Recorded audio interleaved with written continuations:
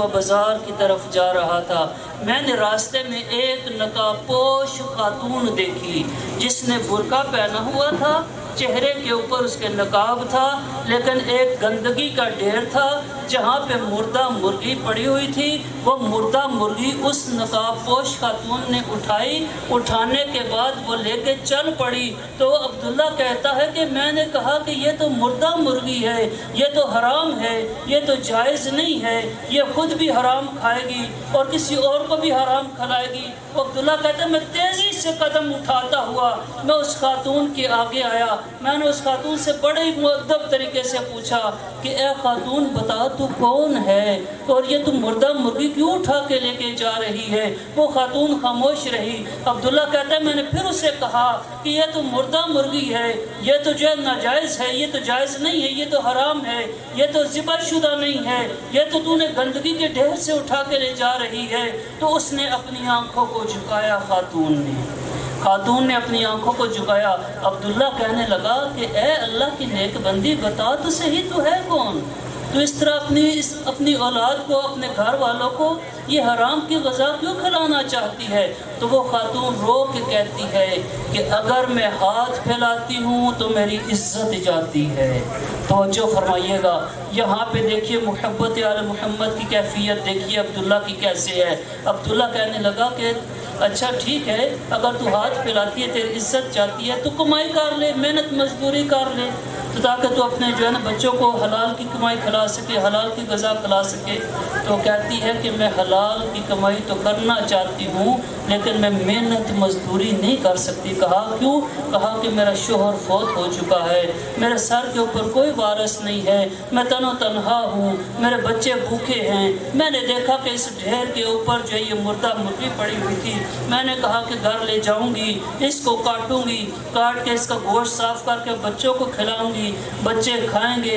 لیکن عبداللہ کہتا ہے تو جانتی ہے نا کہ یہ حرام ہے، یہ تو ذبح شدہ بھی نہیں ہے، یہ تو مری پڑی تھی۔ تو کہنے لگی کہ ہاں۔ تو پھر عبداللہ کہتا ہے کہ اپنا تعارف کروا سکتی ہے؟ اس نے صرف ایک جملہ کہا، اس ایک جملے پہ توجہ فرمائیے گا۔ اس نے کہا کہ اگر ہاتھ پھیلاؤں تو عزت چاہتی ہے، محنت مزدوری میں کر نہیں سکتی۔ اس نے کہا پھر آپ ہو کون؟ کہا کہ میں ایک سید زادی ہوں۔ اللہ اکبر۔ عبداللہ کے ذہن میں فوری طور پہ بات آئی، چونکہ عبداللہ ایران کا رہنے والا تھا نا، محب محمد والے محمد تھا۔ اس نے کہا کہ یہی وقت ہے جناب سیدہ کو راضی کرنے کا، یہی وقت ہے آل محمد کو راضی کرنے کا۔ اس نے کہا کہ یہ تم مردہ مرغی پھینک دے، میں تجھے کچھ رقم اور کچھ چیزیں دیتا ہوں، یہ لے جا کر اپنے بچوں کے رزق کا سامان مہیا کر، یہ حرام چیز نہ کھانا۔ وہ عبداللہ کہتا ہے کہ میں نے جتنا بھی میرے پاس جمع پونجی تھی جو میں حج کے لیے لے کے گیا ہوا تھا، ساری کی ساری اٹھا کے میں نے اس سیدزادی کو دے دی۔ جب سیدزادی کو دی تو قافلے والوں نے کہا کہ عبداللہ قافلہ تیار ہے حج کے لیے۔ عبداللہ کہتا ہے کہ میرا اس سال پروگرام رہ گیا حج کا، انشاءاللہ اگلے سال میں جاؤں گا، اس سال نہیں جاؤں گا۔ عبداللہ نے تو یہ نہیں بتایا کہ میں کیا کر کے آ رہا ہوں۔ انہوں نے کہا کہ ٹھیک ہے عبداللہ ہم تمہارا انتظار کریں گے۔ انہوں نے کہا کہ انتظار نہ کرنا، میں اس دفعہ حج پہ نہیں جا رہا، میں اس دفعہ ادھر ہی رکوں گا یہیں پہ۔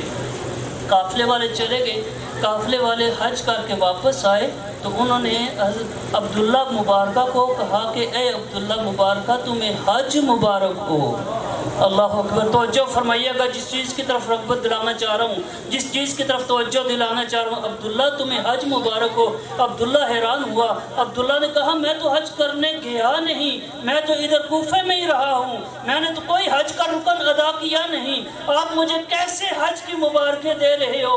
تو یہ قافلے والے کہتے ہیں کہ جب ہم خانہ کعبہ کا طواف کر رہے تھے، ہم سے پہلے تو وہاں پہ طواف کر رہا تھا، جب ہم سعی کر رہے تھے ہم سے پہلے تو وہاں پہ سعی کر رہا تھا، جب ہم وہاں پہ رمی کرنے گئے ہم سے پہلے تو رمی کر رہا تھا، جب ہم طواف النساء کے لیے واپس پلٹے تو پہلے وہاں پہ تو موجود تھا، ہم نے الوداعی طواف کیا، ہم سے پہلے تو نے الوداعی طواف کیا۔ عبداللہ حیران ہوا، حیران ہو کے کہتا ہے کہ او بندگان خدا، میں تو کوفے سے باہر نکلا ہی نہیں، میرے پاس اتنی جمع پونجی ہی نہیں کہ میں وہاں پہ جا سکتا، جا کے حج کرتا۔ اسی پریشانی کے عالم میں عبداللہ مبارکہ آیا اپنے بستر استراحت پہ آ کے لیٹ گیا۔ لیٹنے کے بعد عالم رویا میں دیکھتا ہے کہ دو ہستیاں تشریف لائی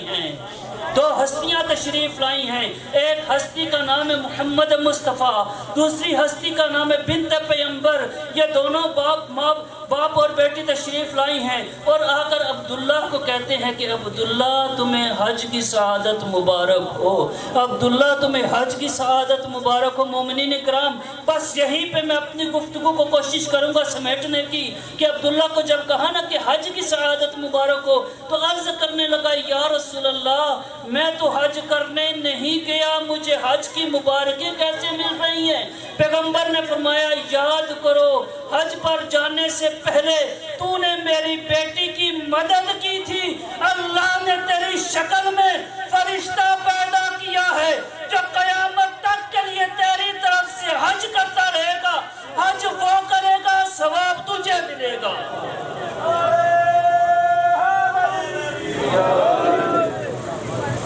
یہ ہے محبت محمد و آل محمد کہ آل محمد کی محبت میں اپنی ساری کی ساری جمع پونجی دے دی، جناب سیدہ کو راضی کرنے کے لیے اپنا سارا مال و اسباب دے دیا۔ تو یہاں پہ میں کہوں گا کہ اے مومن، اگر تو کمال سے محبت رکھتا ہے تو ان جیسا کامل کوئی نہیں، اگر تجھے عبادت سے محبت ہے تو ان جیسا عابد کوئی نہیں، اگر تجھے دولت سے محبت ہے تو ان جیسا دولت مند کوئی نہیں، اور اگر تجھے شجاعت سے محبت ہے تو ان جیسا شجاع کوئی نہیں۔ اور شجاعت کی یہ کیفیت ہے کہ ہر میدان میں برسر پیکار نظر آتے ہیں، اور اگر تلوار ٹوٹ بھی جائے کسی جنگ میں تو لکڑی کو تلوار بنا کر مقابلہ کرتے ہیں۔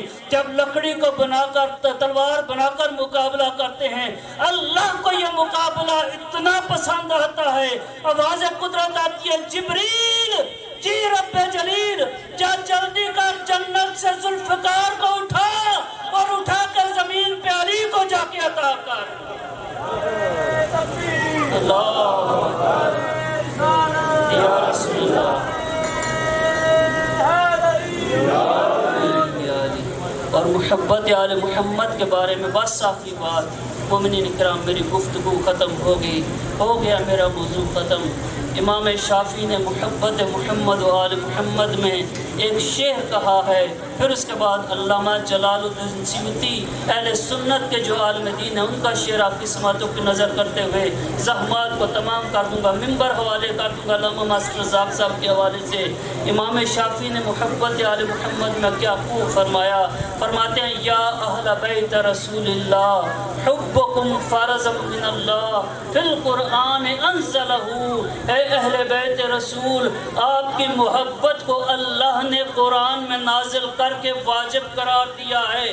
صرف بات یہاں پہ ختم نہیں ہوئی، اس سے بڑھ کے آگے امام شافعی فرماتے ہیں یکفیکم من عظیم الفخر انکم، آپ کے عظیم فخر کے لیے اتنا کافی ہے کہ لم یصلی علیکم لا صلاۃ لہ، جو آپ پہ درود نہیں بھیجے گا اس کی کوئی نماز نہیں ہے۔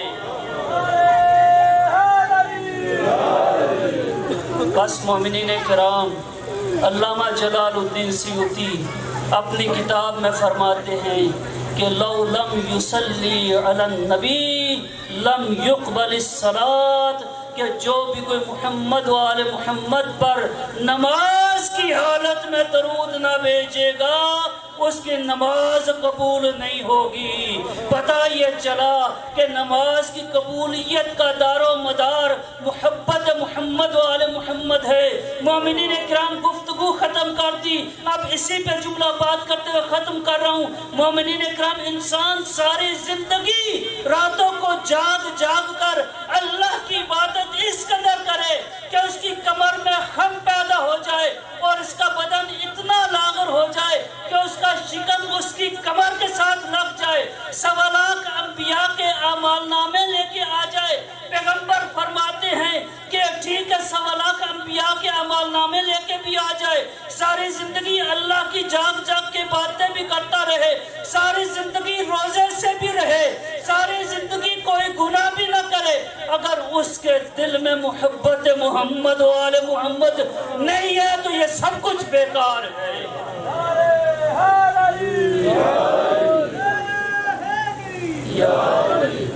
اس لیے تو اللہ نے قرآن میں فرمایا قُلْ لَا أَسْأَلُكُمْ عَلَيْهِ أَجْرًا إِلَّا الْمَوَدَّةَ فِي الْقُرْبَى۔ میرا نبی جو تجھ سے تیری اجر رسالت کا سوال کرے نا تو کہہ دینا کہ میری اہل بیت کے ساتھ محبت کرنا۔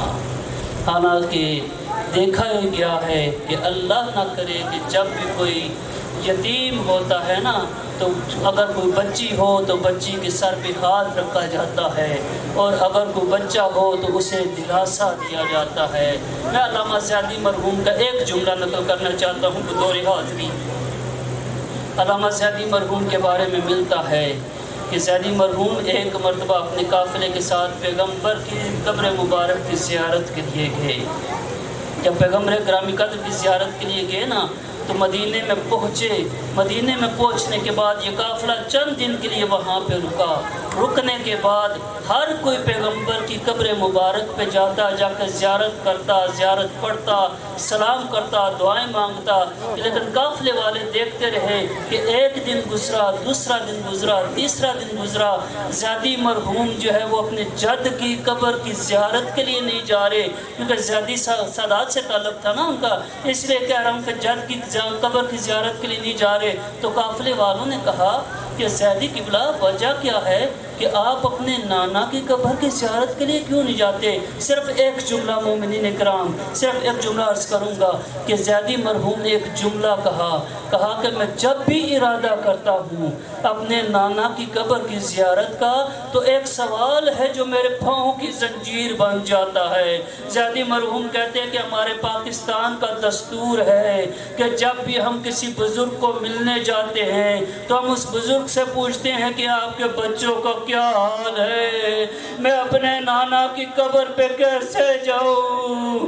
عزاداروں، میں نانا کی قبر پہ جا کے کیسے پوچھوں کہ او میرے نانا، آپ کی بیٹی فاطمہ زہرا کا کیا حال ہے؟ عزاداروں، زیدی مرحوم کے بارے میں آگے علامہ اصفہانی لکھتے ہیں۔ علامہ اصفہانی کہتے ہیں کہ جلا ہوا دروازہ جناب سیدہ تھی، دروازے کے پیچھے تھی پتھروں کی دیوار، اس سے سامنے کھڑا تھا ظالم۔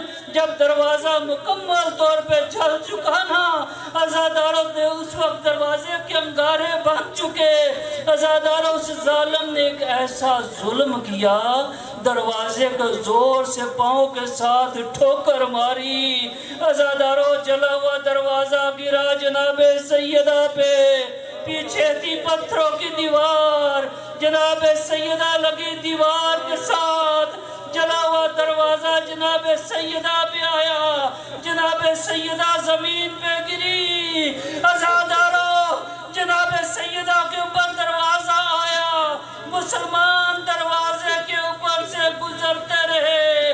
راوی کی یہ روایت ہے کہ مجھے جناب سیدہ کے پہلو کے شکستہ ہونے کی آوازیں آتی رہی، انا للہ و انا الیہ راجعون، رضم بقضائہ و تسلیم لامرہ۔